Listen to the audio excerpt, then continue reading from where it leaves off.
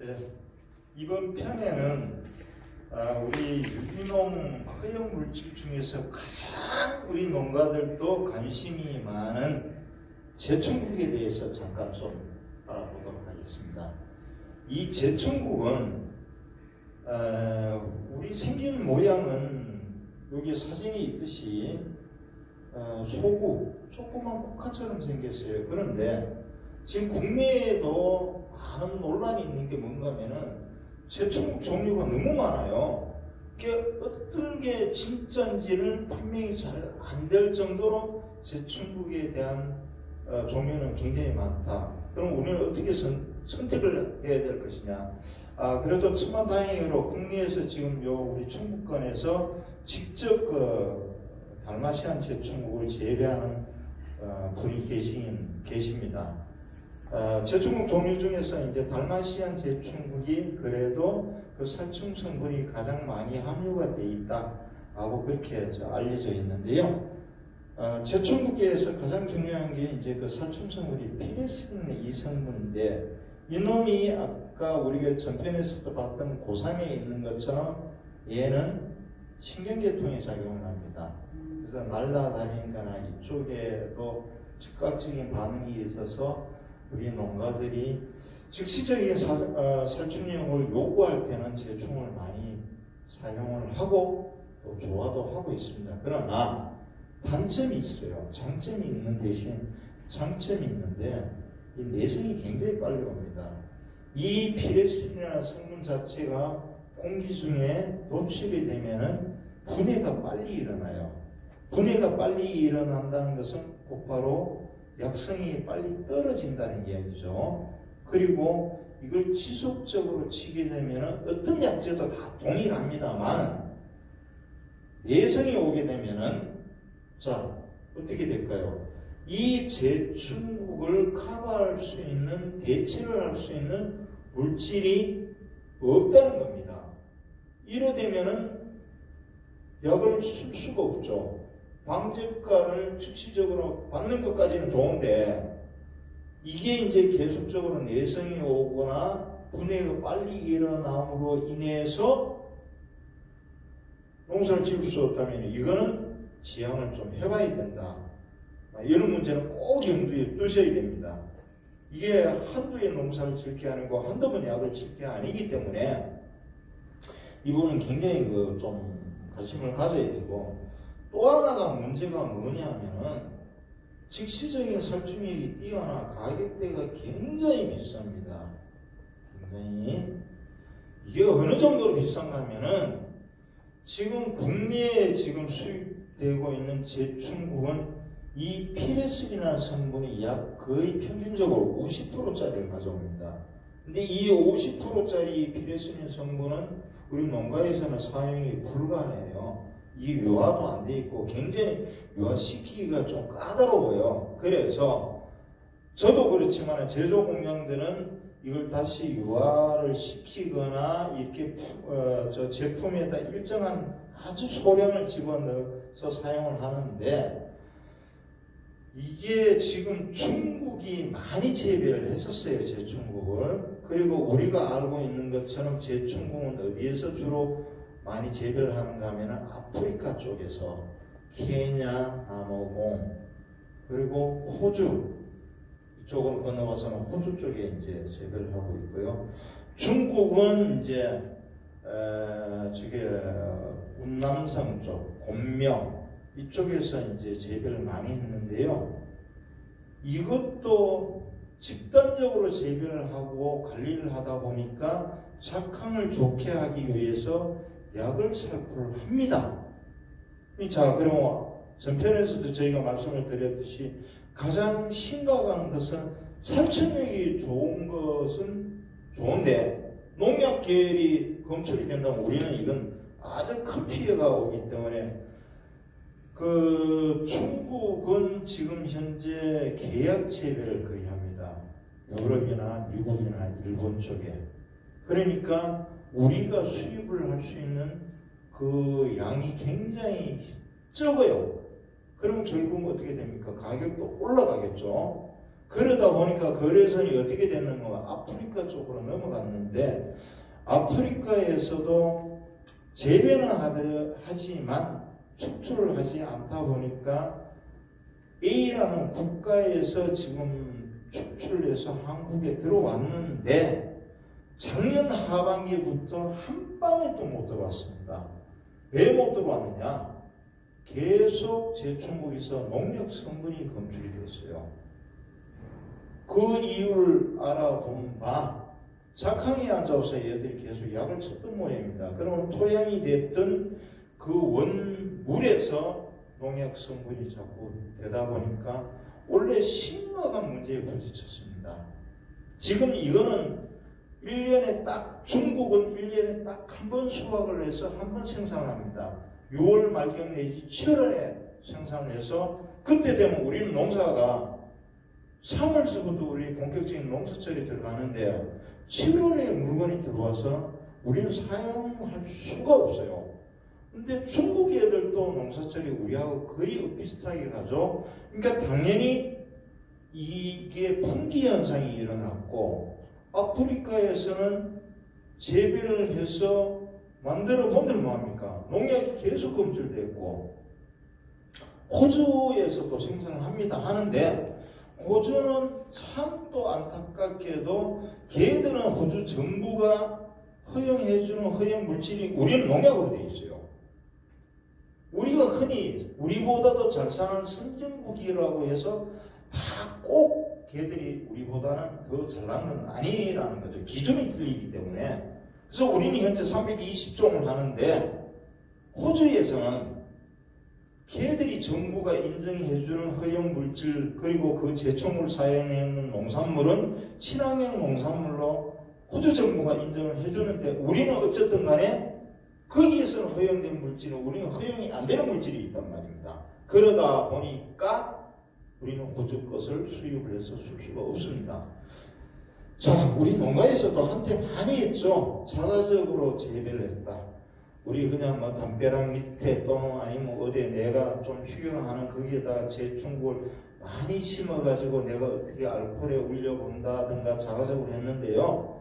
이게 참 어려워요. 왜냐하면 우리가 원하는 이런 살충성분이 명확하게 안정적으로 검출이 되고 분석을 하고 우리가 뽑아내야만 우리가 물을 면백할 것이냐, 이런 부분이 생기는데, 이게 안 되니까 상당히 이게 노력에 대한 가성비가 사실 없다. 그리고 이게 현재 이렇게 키우는 것들이 살충성분이 미미하고 제초류 종류가 워낙 다양하고 씨가 워낙 다양하게 있다 보니까 그걸 믿고 재배해가지고 할 수가 없고요.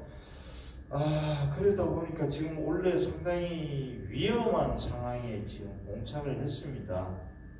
이거는 지금 어디에서 갑자기 훔쳐올 수도 없고 재배를 할 수도 없어요. 그래서 이런 부분은 저희가 우리 농가하고 지금 고민을 해야 될 부분이 딱 이제 명제가 생겼어요. 왜 그러면 대한민국에서 우리가 자가적으로 재배를 해서 생산을 하지 않느냐 하는 자책이 이제 생기게 된 거죠. 이거는 우리가 그 정부에다 많은 건의도 돼야 되고, 농가가 필요에 의해서 이런 건의가 이루어져도 움직임이 상당히 좀 더딜 거고요. 이런 것을 재배를 한다고 해서 금방 내년에 우리가 막 추출을 해볼 수가 없거든요. 문희점이가 목화씨를 몰래 주머니 넣어와서 했더라고 우리가 그 이듬해 바로 목화 송을 타볼 수가 없듯이, 이 재배할 수 있는 기술과 이런 성분을 축출할 수 있는 이게 사실은 개발돼 있습니다. 이런 기술력과 축출병 다 갖고 있으니까 언젠가 지금도 늦었습니다만 우리 농가에서 절실하게 필요하시다면 의견을 모아서 저희가 헤쳐가야 될 거고요. 이제 우리가 친환경 농자재를 이제 사용함에 있어서 100% 수입에 의존하는 이 상황은 우리가 이제는 좀 벗어나야 된다. 그렇지 않으면은 굉장히 어려운 원료에 대해서, 제품에 대해서 어려움이 있고요. 하나 그냥 여담으로 말씀드릴게요. 제 중국 지금 50%짜리 제가 지난주 금요일날 중국에 어쩔 수 없이 계약금을 보냈는데 계약 금액이 1kg에 590불 줬습니다. 590불이면 우리 원화로 환산을 해가지고 국내에 반입하고 관세 물고 통감이 다 하면은 최소한 75만 원이 상회합니다. 쓰시겠습니까? 남들은 그래요. 제총이 무슨 금가루 섞어 놓느냐고. 이게 우리 지금 직면해 있는 친환경 유기농 자재의 현실입니다. 이거는 제 잘못도 일부 있을 수 있습니다만 우리 농가에서도 이제 뭔가 같이 우리가 의견을 한번 모아서 대책을 세워야 될 시기가 온 듯합니다. 자, 그래서 이번 편에는 제충국은 우리 니모일을 알고 계시는 것처럼 많은 농가들이 지금 알고 있고 많이 사용을 했고 일부 농가에서는 그래도 효과가 좋은 이거에 대한 의존도는 높았던 건 사실입니다. 그러면은 결국은 농사는 나중에는 대책이 안 섭니다. 그래서 항상 우리가 학교 다닐 때도 꼭 공부를 잘했던 사람이 훌륭한 사람이 꼭 된다는 보장은 없습니다. 그래도 공부를 잘하면 좋겠죠. 이 제충국은 심각한 문제가 지금 대두가 됐습니다. 현실적으로. 그래서 오늘 이 시간에는 제충국은 이 정도로 하고요. 이제 가장 중요한 게 현재 우리가 그래도 갖고 있는 원료를 가지고 어떻게 응용을 하고 어떻게 사용을 할 것인가, 이게 핵심입니다. 원료는 지금 몇 가지 아닌 것을 말씀을 드렸고요. 아까 우리 최고 하단에 있었는 것처럼 한약, 천연약재라든가 목초액도 있죠. 이 부분은 이따 편에 이제 우리가 응용할 때 보조제라든가 요거 할 때 같이 언급을 해서 하도록 해보겠습니다. 제충편은 이걸로 마치도록 하고요. 네, 질문이 현재 그 판매 중이신 제충국에 그러면 함량은 몇 프로 정도가 되실까요? 현재 우리 국내에서 유통되고 있는 유기자재 목록으로 등록되어 있는 제품들을 보시면요, 정보가 없습니다. 그런데 어떤 데 스틱하는 제품이 10% 정도 들어가 있다 그러고요, 20% 정도 들어가 있다고 되어 있는데, 자, 우리가 여기서 알아야 될 게 있어요. 10%든 20%든 좋은데 피레스린 성분이 몇 프로짜리가 10% 들어가 있느냐, 몇 프로짜리가 20% 들어가 있느냐, 이걸 우리가 알아야 되는데 이것을 제대로 공개를 안 하더라는 거죠. 그래서 요거는 죄송하게도 제조 공장들은 물론 자기들 효과를 좋기 위해서 나름대로 투입을 했겠죠.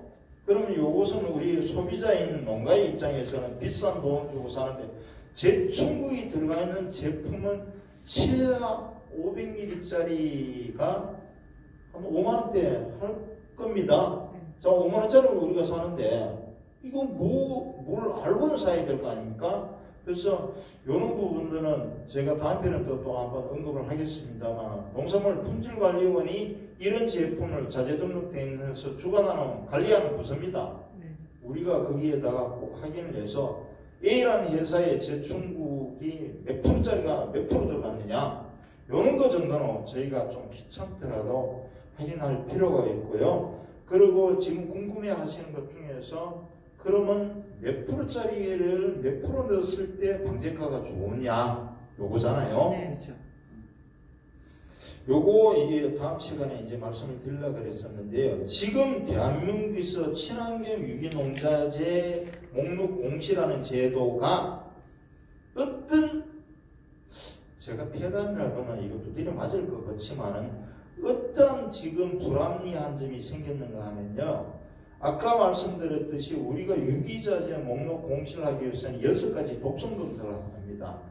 우리 어독성, 그리고 또 우리 이쪽에 꿀벌 독성, 그리고 우리 피부에 묻었을 때 혹시 인체에 해가 있느냐, 그리고 흡입했을 때, 이런 류의 독성 검사 6가지를 하는데, 이 6가지를 피해가는 것보다도 그 기준에 합당하려면은 A라는 원료가 그 살충 성분이 몇 프로짜리는 몇 프로밖에는 못 들어가게 돼 있어요.